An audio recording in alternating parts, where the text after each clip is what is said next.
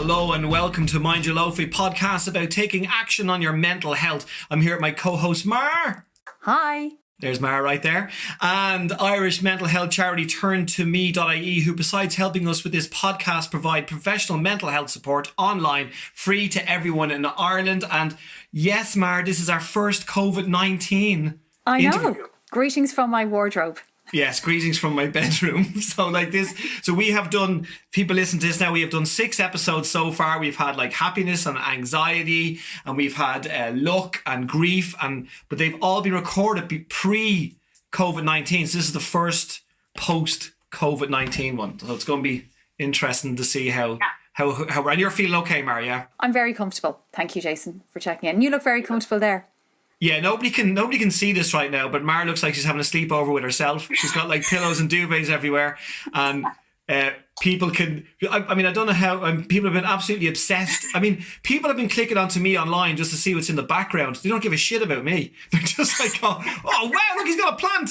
But joining us all the way from Las Vegas is, oh my God, I mean, an amazing man, a very good friend of mine from what a story and a background I have with him and me is Colin Cloud. Hello, Colin. Hello, how are you, sir? Yeah, good. Thank God you're here. And then there's Mar there as well, Colin. We're all Hi, here. Colin. Hi, Mar. Nice to meet you.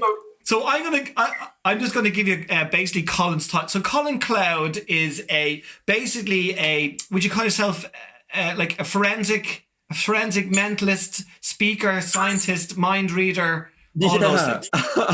I mean, there's never been, you put it so well. It's tough to sum it up, right? Because it's definitely not psychic, but my background genuinely is in forensic investigation. I specialized in criminal profiling, and I mixed into that all my background in, comedy and mentalism, all into one big, happy drawer of joy, and have been performing shows with that all over the world for the past almost 15 years. Yeah, you're amazing because like you've been on Britain's Got Talent, America's Got Talent, like basically scaring the life out of them. Yes. You have. I didn't realise, but you worked on Sherlock as well on Cumberbatch, BBC Benedict Bungebach. Yeah, I think that's roughly how you pronounce it. Yes, did a bit of work with them for that. So my career has very much been influenced by Sherlock Holmes, and as a kid. I read those books, and for the first year, I think I assumed he was a real person who actually existed. So it was kind of like being told Santa doesn't exist. I was devastated. But by then the bug had bitten, and that's where all of this has genuinely stemmed from, is a love of Sherlock Holmes and that ability to know things about people that you shouldn't be able to. So you basically are a mind reader, okay?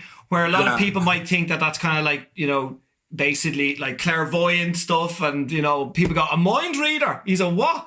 So like basically you can read people's minds by their body language. Isn't that what you do? Yeah. Influence people and make them give off certain cues and clues that allow me to tell them. You make them give off certain cues. Yes, very much so. Yeah, I mean, you do, as I said, you've done Americans Got Talent, Britain's Got... On America's Got Talent, when they... Colin did a trick where they had a coin in their hand, and you had to guess which hand the coin was in. But they were telling you all the time which hand the coin was in, with their nose, you said, and which way they were kind of leaning, stuff. I mean, these are genuine old, like, psychological principles. And, I've just, done, it's like comedy, because obviously we have other, the famous mentalist in the UK is Darren Brown. So the challenge always has been for me is in comedy, how do you do a similar topic but do it in your own way with your own personality and your own style? And so that has always been a wonderful challenge for me, is like, how do I make it as different to that as possible? And obviously in America he's not known here, but still the challenge has always been there of how do I do all this in my own creepy, weird and wonderful way, and bringing my own background. Are you able to do that thing that Sherlock Holmes, the character, can do? Can you, if someone walks up to you, can you tell them where they've been and what job they're doing? And well, what's hilarious, and I'll never be able to do this again, I don't think, is that I would bring someone on stage, and someone who was willing to take part, and I would lick the tip of their finger, and I could tell them pets that they had, what they'd eaten that day, brands of perfume. Really? Yeah, no. But now I don't think I will ever want to / be allowed to do that again. Yeah. On America's Got Talent, he licked Mel B. Is that what you call her? Yes. He licked her hand, and you could tell her what she had for her lunch, and she went ballistic. But Colin, how do you do that? More importantly, why do I do that? That's the bigger question. Colin, do you have to prepare your own mind before you go on stage, that you're kind of open to reading the cues? Yeah, I mean, a big part of obviously having a backbone to a show like at the Edinburgh Festival is that I know what that rough backbone is going to be. So then when I have that model to work from, the audience are very much just filling in those blanks. And every show is different because it's based on the people. But because I know how I'm easing the audience into certain scenarios, then I am very much taking, again, control of that. And I'm just waiting to see how they react and respond to what it is I'm making them do. Yeah, but the big question is, and every bloke is going to ask you, did you use it like in school on women? At school, like, this is hilarious. At school, I was very shy and reserved. Like, the idea of public speaking at school, like standing up to give a talk in English, I would be petrified for weeks. Like, I would stay up at night, like in cold sweats, because I hated the idea of public speaking. So if you told me that I'd be doing this now when I was like 13, like, I would have laughed at you, cried, and hated you for even, suggesting the idea. So it's bizarre. So at school, I was very interested in this stuff, but to do it as a performance would have like been alien to me, is the truth. I think, were you kind of saying, Jason, like, so do you use these kind of skills in your personal life to kind of, make a girl like you, or, when you were a kid? Is that what you were kind of saying, Jason? Like, do you manipulate? I'm going to use the word manipulate. I see what you've done there. I see. So, Colin, you're married to a model. So she's still the beautiful Chloe. Obviously some trickery going on here, Colin. Yeah. Actually, Mark, go into Colin's Instagram. You can see his wedding day. Chloe looks very kind of vacant. She looks like she's kind of got it. She's going, yes, I do. What? No, Colin, you made sure he got married in the caves in Edinburgh where it was dark. And so yeah, absolutely. Do you have a trick for Mar here now that you can do? Oh, yes, because Mar and I, we spoke earlier, Mar. I asked you to do something weird. You did. From millions and billions of things that you could have drawn, you drawn something, and you didn't do it on the call. You drew this thing after we hung up from the call. Is that true? This thing, was anyone else around you, or no? So no one else was there. You've drawn it and you folded it up. And as much as we can see each other on this Zoom call that we're recording this on, I cannot see the folded piece of paper right now. Is that true? That's true. Now, Jason, watch him. Make sure he's not doing any trickery on me. Yeah, nobody can see the paper. Right. I need to get a sense of how you think. So I'll talk through everyone listening what's actually happening. So Mar, first of all, can you hold your two hands up in front of the camera like there's a keyboard beneath your fingers, but don't move your fingers. I just need to see your fingertips. I promise I will not lick your hand. No, put them in front of the camera, Mar. Oh, brilliant. Right, yeah, right up, right, so I can see them. Perfect. And then a little bit closer to you. Closer to me. T-Rex, there you go. Perfect, beautiful. So for everyone listening, I can now see your hands, but you're not going to move your fingers, okay? Don't move them. Now, Mar, I'm going to put you on the spot here. Do not say this, but yes or no, can you remember the name of the very first person you ever kissed? Just yes or no? Yes. Not move your fingers, okay? Now, Jason can see what I'm seeing. Don't move your fingers, but imagine you were typing the first letter of that person's first name, okay? So don't move. Good. Now imagine you were typing the second letter of the name. Perfect. Imagine typing the third letter of the name. Is the third letter an M? Yes. Yes, okay. Imagine typing the fourth letter of the name. Good. And the fifth letter. And the sixth letter. And this. Oh no! Wait, you panicked. You blinked twice. It's only 5 letters then, yeah. Yeah. Yeah. Good. 5 letters in the name. Okay. You can put your hands down now. I think I've got the measure of you. Roughly, when was the last time you saw this person? Roughly. Oh God. I'm so bad at maths. Like 1990 something. Oh, so like about 20 years ago, yeah? 25 years ago, probably. Marv, I've got a surprise. We're going to bring one more person into the Zoom call right now. Can you imagine? No, but you panicked. I love it. So fine. Okay, do me a favor. I'm going to write something down, but I don't want you to see it, okay? So close your eyes for a second, Mar. Keep your eyes closed. Do not open them. But I'm going to show Jason what I think. Wow. It might be in reverse. But Jason has seen it. I can't change my mind. Mar, open up your eyes. Look at the camera and tell us, what was the name of the person you were thinking of? What was their name? Simon. And would you tell everyone what it is I've written down on this clip? God! It doesn't say, oh my God. Simon. It does say Simon. It says Simon. Oh, that's brilliant. Okay, so now I've got the measure of you, okay? So think of your picture, okay? So look at the camera. This time, don't move your eyes. Genuinely don't move your eyes, but picture this shape, okay? And is this something that everyone would recognize, whatever you've drawn? Hopefully, yes. Hopefully, yes. Okay, so that tells me it's not as basic as maybe like a car or a tree or a house, but something everyone would recognize. Okay, so I think then, don't move your eyes, but I am moving the pen in a bunch of like different shapes, and I know there's like a split-second delay, so you blinked when I went more curved. So it's a bit more like an L shape. Does that make sense? Mm-hmm. So like an L shape, but... Brilliant. And it is something everyone would recognize, you said, yes? Yes. So I think it's going to be... I think it's something...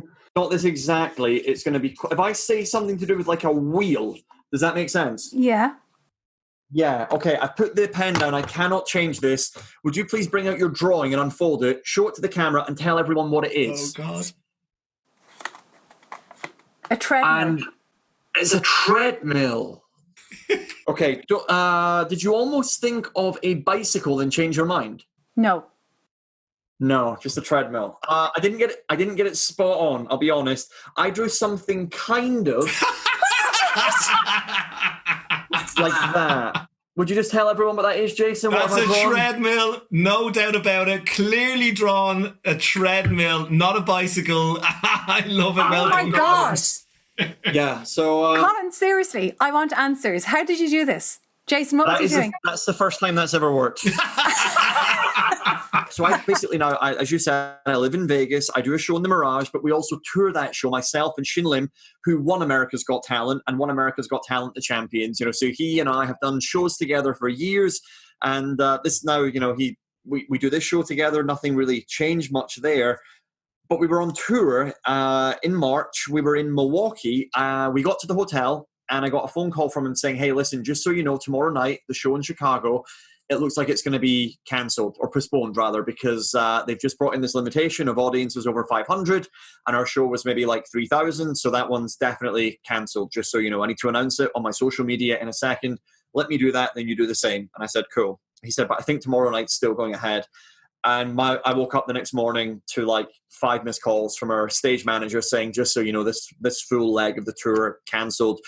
We need to try and fly you home. But my wife was with me, and we had our dogs with us. So getting flights home to take dogs, as in America, you can fly with pets in cabin, but you need 24 hours notice. Right. And obviously the airlines were now that everything was, you know, panicking, closing down, everything was getting harder and harder. So it took us 2 extra days in Milwaukee in this hotel, like locked up in a room, working out how are we getting home. And we've obviously only just moved to Vegas. So, and of course, at that point, the anxiety kind of starts to drip in, and you try and keep it together, but you start thinking, oh my God, we just moved to Vegas and we were doing a show and that's now closed for who knows how long. And, you know, you can feel a little bit like, certainly at the beginning, like you're suffocating because you feel like you don't, I think and that's the other thing, is the lack of knowledge and the lack of, I'm sorry, but good leadership at times has resulted in people not really knowing what to think. You know, I think I've always hated watching movies that are to do with zombies. This is not me comparing the situation to a zombie apocalypse movie, but I can never get into them because I feel like you're watching just a group of people walking around for a few hours and there's never any sign of hope or a solution. You're just like watching them like aimlessly with no understanding of where they're heading. Yeah. So I can never get into that type of movie. And I felt like, and I still do a little bit, and I get that we don't fully know what the vaccine or antidote looks like right now, but I've never enjoyed watching or spending my time with things like that. And it felt like we were in a living version of, not that extreme, but still, you know, it feels like, but it's the lack of leadership, the lack of knowledge, the lack of potential hope, the lack of, you know, and it just felt like the lack of all that stuff was just creating so much uncertainty that that's what made it really difficult. And there was definitely a few days where, for the first day, I basically made a bunch of Donald Trump parody videos where I just mocked the guy. Then I realized this is way too easy. I'm not spending my lockdown just watching him do press conferences, because it was like 12 hours to make these videos. And I thought, what a waste of my time, ultimately. But then there were definitely the few days sitting on the sofa panicking, stressing, being sad. Depressed is a big word. I wouldn't say that I was quite there, but certainly feeling Down.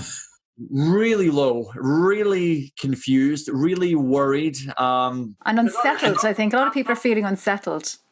Yeah, I mean, it's all of these things at once. And the only saving grace, ironically, is the feeling of going, well, this is not just happening to me. I am not being singled out. This is literally happening to everyone. We are literally all in the same boat. And as much as it isn't a solution, it does take the weight off your shoulders a little bit. When you realize it's not you being singled out.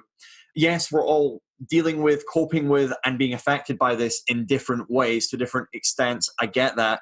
But when you realize, this isn't something happening solely to you. This is happening to civilization, like everyone. There's a certain comfort when, and well, this is also very Irish, very Scottish thing as well, which is a way more smaller thing, but it's still the same feeling. Is that, if you ask somebody like how they are in Scotland or Ireland, and if they go, oh, I'm great, your stomach kind of drops a bit, your heart drops, because you're kind of hoping they say they're as shit as you. Yeah. If the other they go, how are you? And they go, oh, I'm not great. They go, oh, yeah, I'm not great. Are you not great? Oh, yeah. And then gives you permission.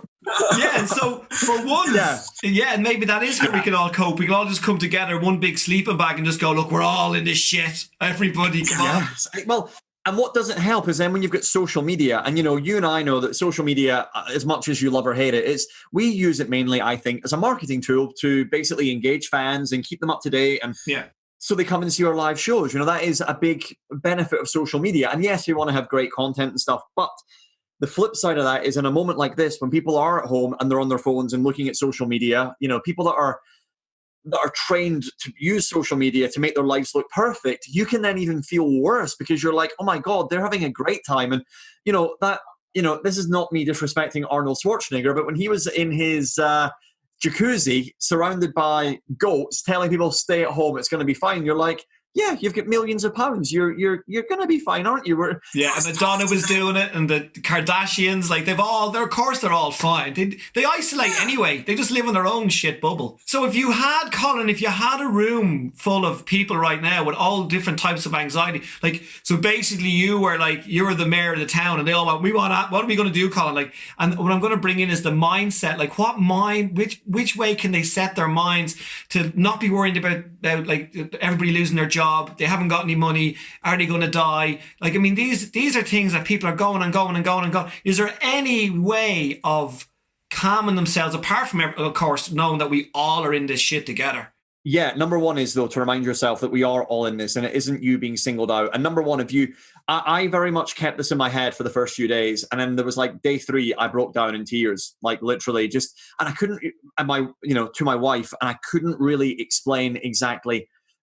Obviously she's in this as well. We all are in this. But I couldn't even really, articulate what it was I was feeling and why I was feeling it. It was just a sense of, I think in life, I've always been very good at being in control and always had a sense of, I've been holding on to the reins my entire life. And the older I've gotten, the better I've gotten at doing that. And for the first time in a long time, it felt like, the grip had been taken away from me. And it was, that unsettling, that uncertain feeling. And I think number one is that you need to be able to talk about what it is you're going through. Because if you just keep this, first of all, bunged up in your head, it just multiplies. It's a snowball. And the more that snowball goes down that hill, the bigger it's going to get, the worse it's going to feel.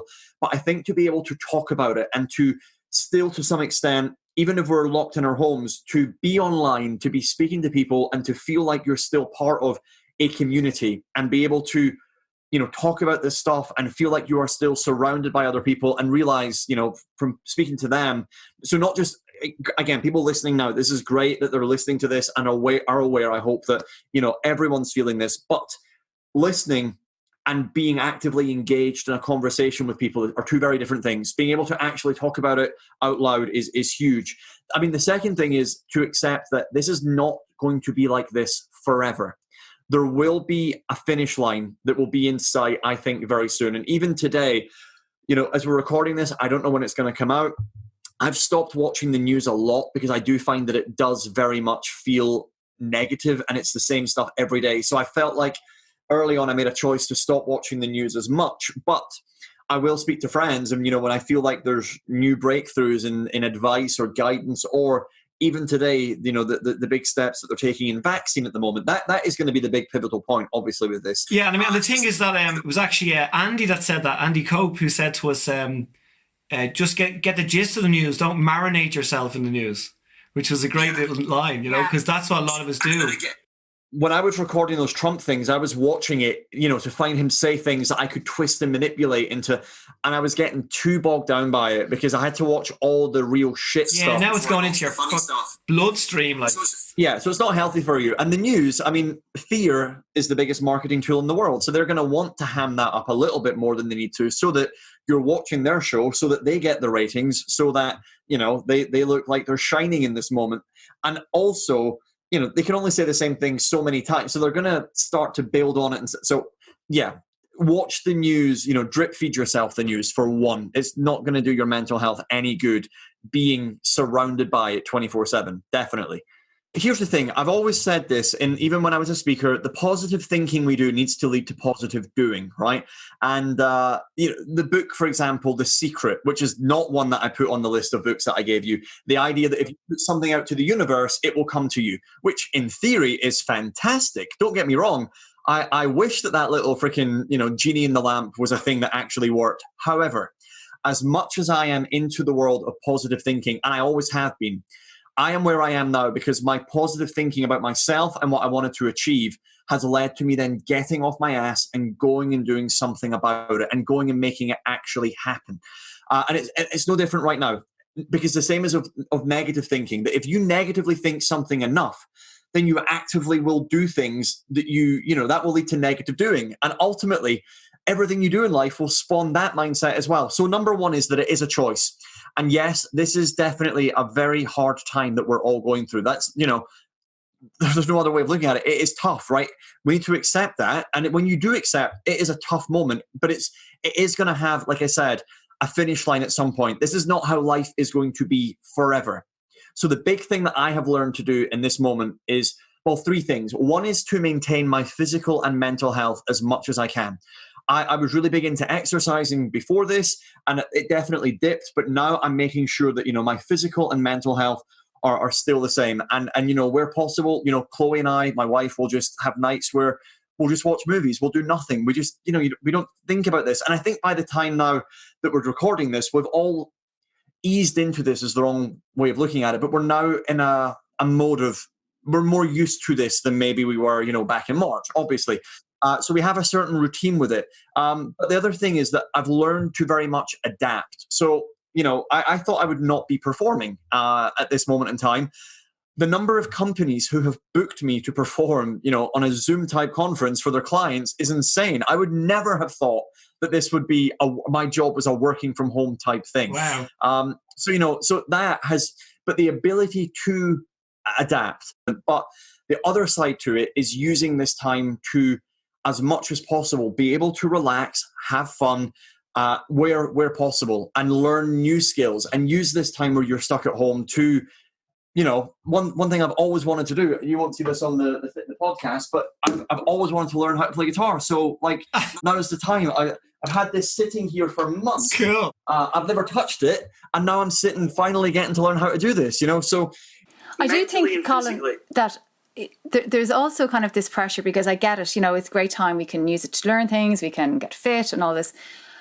And that puts a pressure on people as well. That there's like, oh my God, I should be getting fit and I should be learning how to play the guitar and I should be baking banana bread. And I do think that it's the kind of, as you were saying, we have a choice. It's about being able to adapt. But that all begins really with how we are thinking about the situation. And I'm just wondering, in your work as a mentalist and in your training as a forensic scientist, what kind of, could you talk about strategies or what kind of techniques can people do to kind of, as Jason talked about earlier, that kind of mindset? Because I do think it all begins with the mindset, doesn't it? So you did talk about choices, or, that we have a choice and we can think about it positively, but given what you know of people. Let me just preface that by saying there are still days when I have decided, like the night before, I've decided tomorrow I'm going to get up and do this. And I wake up in the morning and I just don't have the energy. So by the way, there are some days I wake up, which is the flip side of this, and I just can't. And I'll lay in bed and I'll look at my phone for what feels like 10 minutes, but 6 hours have gone by, and I lay there and I then feel shit that I've done nothing. Yeah. And you know what? See, sometimes that's okay. I think, sometimes you need to just allow yourself permission to do nothing, to lay there and just take a day where you go, do you know what? This is shit again. Yeah, fine. People who are listening are probably going, yeah, Colin and Jason are like creative people. You know what I mean? They're able to like just get their brain and go, right brain, what am I going to do? There's so many people sitting there going, my brain does nothing, Colin. It doesn't do anything. My brain literally wakes up in the morning and does nothing. And Colin, do you know what? I'm going to be dead by 11. It'll be your fault. Absolutely. So what they have to do is there are so many people that they'll have to adapt. They'll have to be willing to change and change with the situation. But you don't have to be creating the wheel or the safety pin or nothing. Just have a little think about what's going on around you and just think of how you can make yourself a bit happier. Maybe that's all. Yeah, no, absolutely. And I think it's two sides to that. One is, like I said, I mean, this all stems from, Maslow's hierarchy of needs, which is from very basic psychology, that before you can get to that level of self-actualization, of feeling complete, with the ego and the super ego and all that stuff. Number one is that you need to feel. The bottom of that pyramid is that feeling of safety, physiological safety, of being able to survive, to live, to eat, to be warm, to be, and then I think that the extension of that, the natural extension, is to then care about that same safety for your loved ones and the people closest to you, and making sure that they are safe. And before you can then get to the other levels, then that is very much the place that we all need to feel like we are right now. And that does, as you've said, the mental side of this is step number one, is getting that in a place where it can function before it can do anything else. It needs to feel like it has an understanding, a grasp on what is happening. And again, like I've said already, it's realizing, one, we're in this together. Two, it's not going to be like this forever. There will be a finish point and that will hopefully. So it's like creating a sense of security in your mindset, so kind of internalizing a sense of security, being able to kind of self-soothe in a way. Yeah, discovering what that sense of safety is for you, whatever that might be. And that's where being able to talk about this with people and help find that reassurance from the people closest to you. And I think that is absolutely step one right now, is we just leave this in our own heads. Worse it gets, as simple as that. And as much as we all love to think we can solve the world's problems, never mind our own problems, when we're throwing a curveball like this that no one, thought we'd ever be in, then, we need to allow ourselves the comfort of knowing that it's okay to talk about it. And that, certainly men are dreadful at sharing their emotions. I'm not saying this is any easier for females, but women are great at sharing emotions. They always have been. Men like to think they're tough, strong, and ultimately that can, now in a moment like this, make them so much weaker and more vulnerable much quicker, and again, but it's the same psychology for everyone. Just I feel like just women, like my wife has been the strongest my mum during this has been amazing. Like, they're back home, and unfortunately at the beginning of this we lost my mum's dad. He passed away, and not from the virus, but just from, he had Alzheimer's, and sadly he'd been dwindling. And I knew when I came to Vegas there was a strong chance that was the last time I was going to, unfortunately, see him, so I had to come here. Then that happened. And when I was looking at flying home, that's when the lockdown started kicking into place. And no one was more understanding of the situation than my mum. And she was amazing, and my wife was amazing. And I speak to my dad, and he and I, we took it harder than they did. And it's surreal, because to be able to sit with your dad for the first time and talk about your emotions. And I think this is the first time I've ever heard my dad say, I love you. Like, really? Not that he's been the most loving, supportive dad, but the words, entire life. And when I've done shows at Edinburgh, I've toured America for months at a time. But when I do Edinburgh Festival shows, my dad comes to those shows every single night. Every night? Every night. He hangs out, whether it's backstage, at the back of the room. He comes and hangs out every single night. And he is so supportive. But to say the words, I love you, like, this is the first time, and I'm sure he's said it over the years, but to really say it in a really powerful way at a time where it has real meaning and real, not just throwaway, happy birthday, I love you, like, not just that, but to really say to someone, listen, just so you know, I love you, by the way. Taking is the the time first to time. say it. Yeah. Yeah, and my dad passed away just before all this as well. But like my mother used to tell us that my dad said he loves you, even when he's in the room and she's on the phone. That's what she would do. Your dad says he loves you, and you wouldn't even hear it. There was no mention. Nothing was said. Like your dad said he loves you, and he's very proud of you. Oh, is he? Why don't you say it? But it is true though that just. And I'm saying this not from a place. I'm saying this from a place of real respect for females. Genuinely, how good they are at coping with all of this. And again, men just could be better. And I think I've learned a lot from studying my wife's behavior towards things. Some days my wife will sit, in her office and she'll just be creative, and other days she'll just sit on the couch and binge watch Netflix, and I've learned that is okay. Yeah, and the other thing as well is that we talk about adapting. Like everybody that's listening to this right now is well done because you have adapted. You're Zooming your mates, you're having like quiz show night parties, you're like WhatsApping your mother, you're staying away from, you're doing your distance, and people are going to shops, they're used to staying away from each other. So it is, I mean, people need to give them all themselves a pat on the back because they think they maybe are not coping, but everybody is coping so well right now. They're doing really well. Yeah. And one thing you can put in your head, if it will help, is that the day you do go back to work and you sit at the desk, just, in your head, you might just go, oh, I miss staying at home with me wine and me Netflix and just watching it and box setting it and, what am I doing? No, I know. And I do think when you realize that this isn't life forever, when you realize it's going to have a finish line, the second step is that what I was going to say was it allows you to then accept this for what it is and use this time for whatever that needs to be for you. Whether that is, for me, it's learning guitar because I was always angry at myself for never doing that. So now I am making a point of doing that. The health and fitness. I'm not saying you need to go out and get fit and healthy. What I'm saying is I always did that. Then this made me stop doing that thing. Yeah.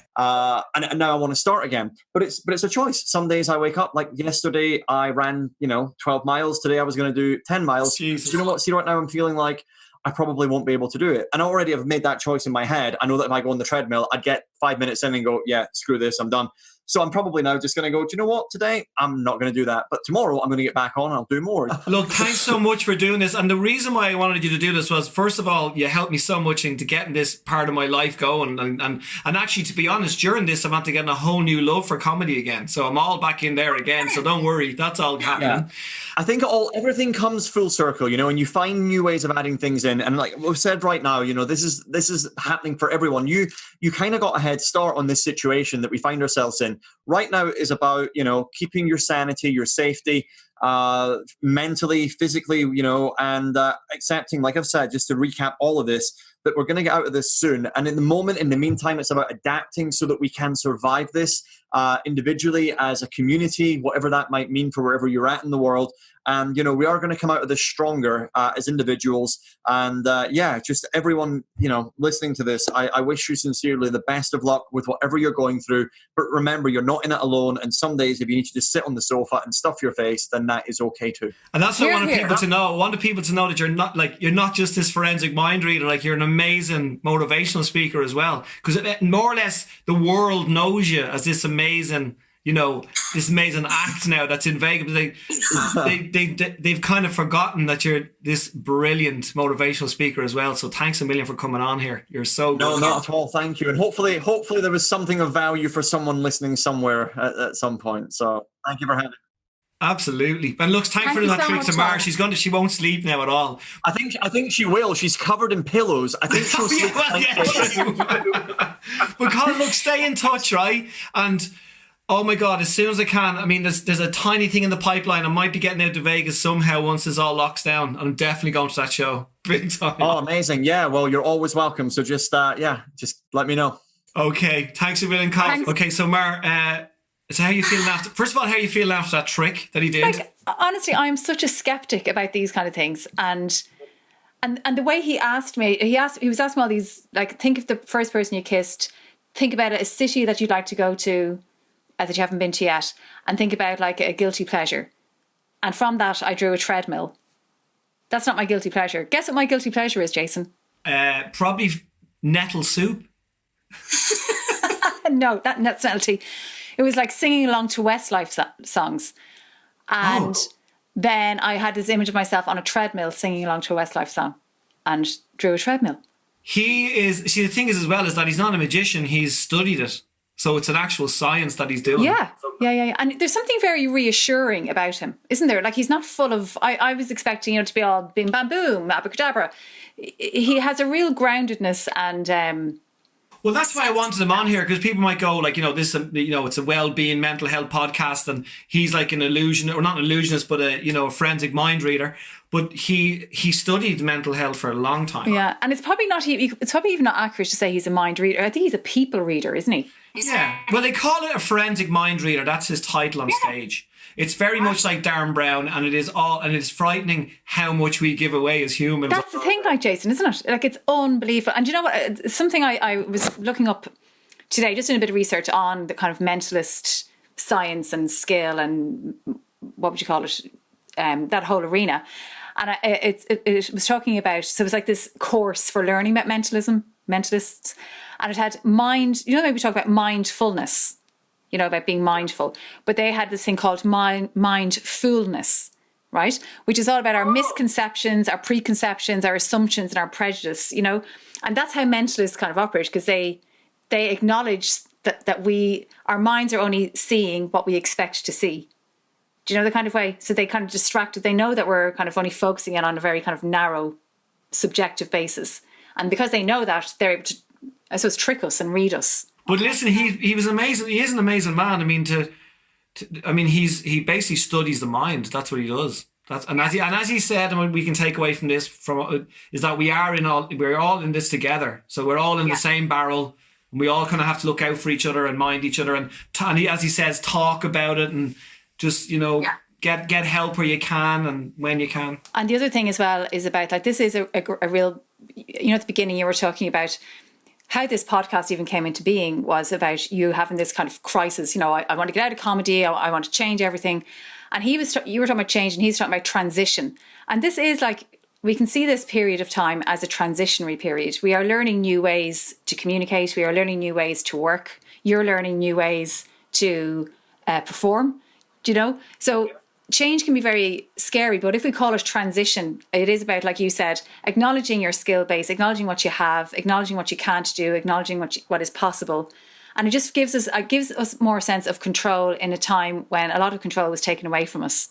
And I was saying as well that, like, in like hundreds of years time from now, they'll be telling a story about when Mother Nature slowed everybody down. Yeah. She just stopped everybody because they were going too fast. They were going too fast.